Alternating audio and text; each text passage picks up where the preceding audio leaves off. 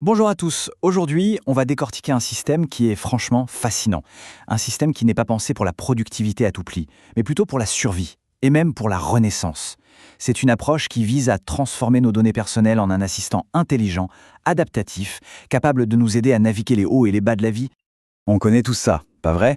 Ce cycle infernal où on se fixe un plan super ambitieux, et puis le jour J, l'énergie n'est tout simplement pas là. Alors on échoue, et juste après, la culpabilité s'installe. C'est précisément ce cercle vicieux que le système qu'on analyse aujourd'hui cherche à pulvériser.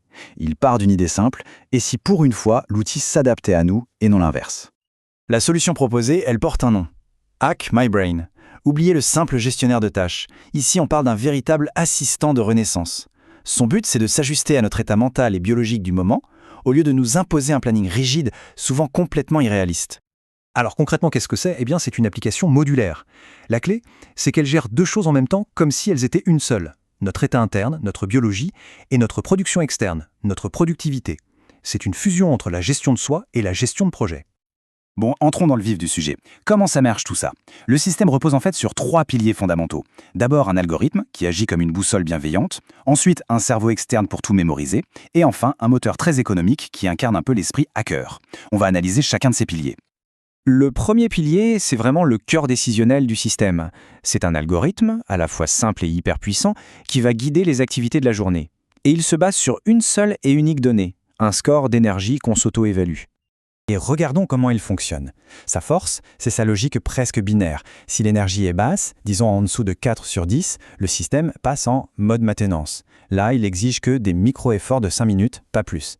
En revanche, si l'énergie est au top, au-delà de 7, il débloque le mode Deep Work pour les tâches complexes qui demandent une concentration intense. Il ajuste les attentes au niveau de carburant réel qu'on a dans le réservoir. Et ce point-là, il est absolument crucial. La philosophie derrière tout ça, c'est d'en finir avec la culpabilité. Les jours de faible énergie ne sont plus perçus comme des échecs, mais comme des moments où le repos est une nécessité stratégique. Et c'est le système lui-même qui le valide. C'est un changement de paradigme complet. Passons maintenant au deuxième pilier, la mémoire du système. Et là, attention, pas d'application cloud compliquée. Non, c'est une collection de simples fichiers texte au format Markdown qui sont stockés localement dans l'application Obsidian. C'est simple, c'est puissant et c'est surtout pérenne. Et la puissance de cette simplicité, elle est flagrante dans la base de données de suivi du bien-être. Chaque jour, on note son énergie, son moral et surtout les facteurs et les événements qui semblent liés. Avec le temps, ce simple tableau permet de repérer des schémas, d'identifier ce qui déclenche une chute et d'optimiser les routines qui, au contraire, favorisent une ascension. Et ce n'est que le début. Ce cerveau externe est en fait bien plus vaste. Il y a une base pour les projets, une pour la logistique de vie et les interactions sociales, un vrai radar social pour se protéger et même une base de connaissances pour se construire un lexique personnel. C'est un véritable tableau de bord de sa propre vie.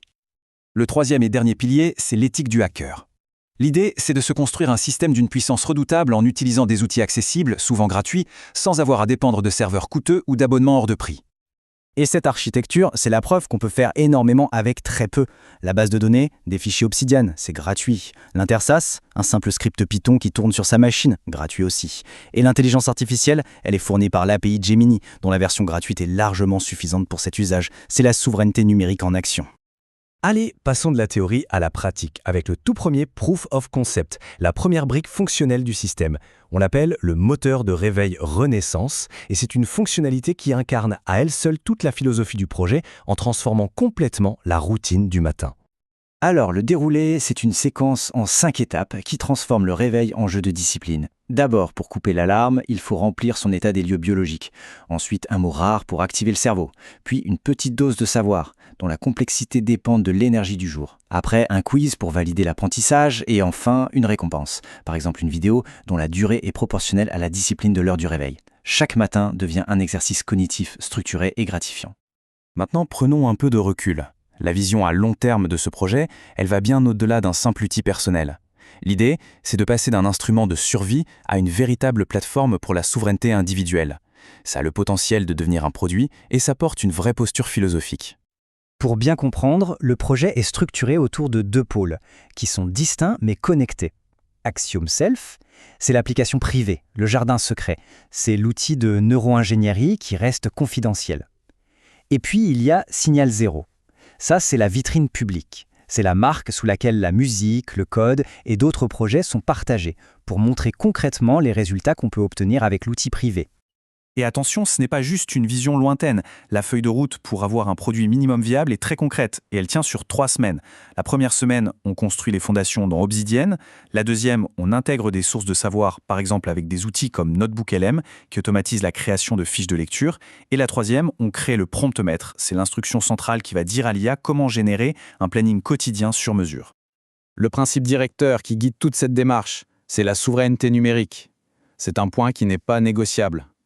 Toutes les données personnelles, les journaux, les scores, tout ça reste stocké localement, en sécurité.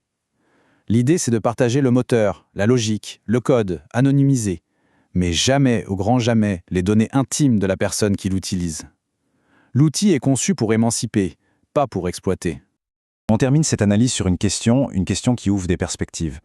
Que se passerait-il si nos outils technologiques arrêtaient de se comporter comme des managers exigeants pour enfin devenir des mentors bienveillants à l'écoute de notre biologie et de nos vraies capacités? C'est peut-être là que se trouve la prochaine grande renaissance de la technologie personnelle.